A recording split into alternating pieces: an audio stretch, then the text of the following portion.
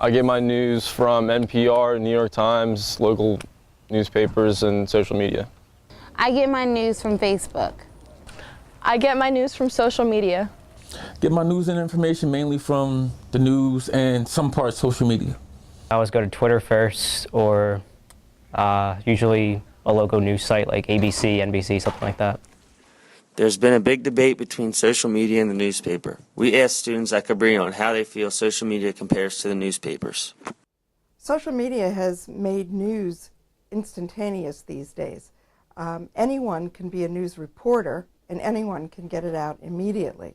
Consequently, there's very little fact-checking going on, and that's really a problem with the veracity of news, with the truthfulness of news, because if someone puts it out, it just gets retweeted and resent and re-emailed, and pretty soon that piece of news is out all over the world.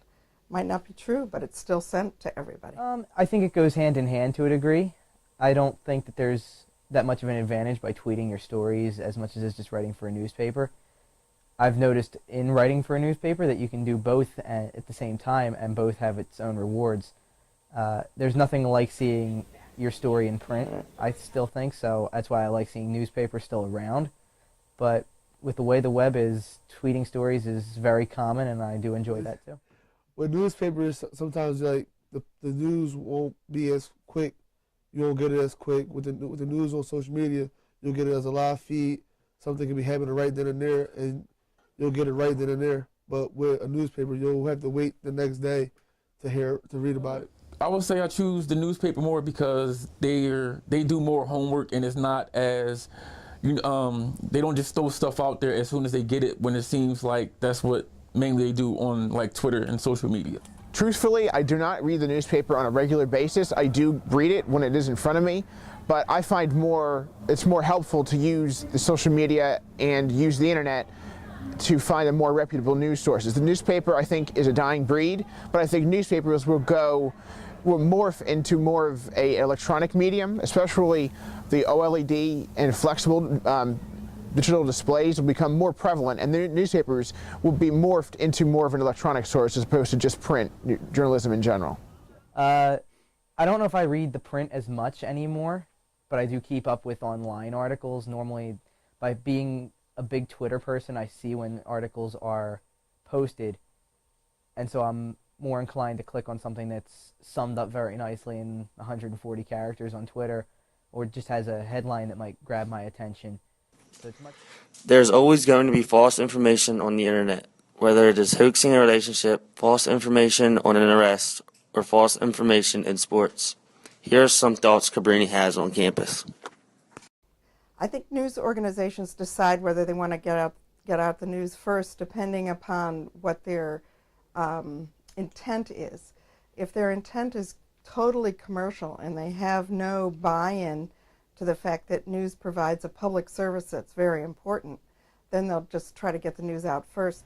I remember when Penn State coach Joe Paterno passed away, a day or two before, everyone started tweeting that he had passed away, and he really hadn't yet. And everyone was believing he was deceased, but it really didn't happen till the morning after. And like major news organizations were reporting it, and it got really messy. Joe Paterno passed away. That was a big one, and I know I did mention it. I tied that story with that article, another story that I had where there was a rumor that went around that said the Phillies had traded for David Wright, and I kind of bought it for a little while. I didn't write anything just yet, but I tweeted about it in a sense to say I don't know if it's true or not, and I'm going to wait until someone says it's true. But a lot of people I saw who I follow who are doing the same thing that I'm doing completely bought into it. Had to do with sports. Someone says there's a trade, a team got this person, and actually didn't go through. They just jumped the gun a little bit. There's been rumors about like all different types of celebrities dying, and it's not been true, and all kinds of stuff. So definitely once or twice. Like many people, yes, I fell victim to false information, like what happened, the situation with Lil Wayne and what teams he was reporting out through Twitter and social media. I think media literacy education is really, really important in the United States.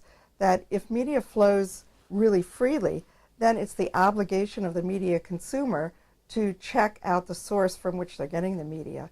And that's really what has to take place. You have to have confidence in who's putting out the story before you believe it. I trust sources such as NPR and the Associated Press because they have a long-standing tradition of being credible and relaying the best information the quickest. The only way that you can really control what goes out in social media is to filter it. And I think that that's totally contrary to the way social media works. If you have a filter, then you're controlling the information.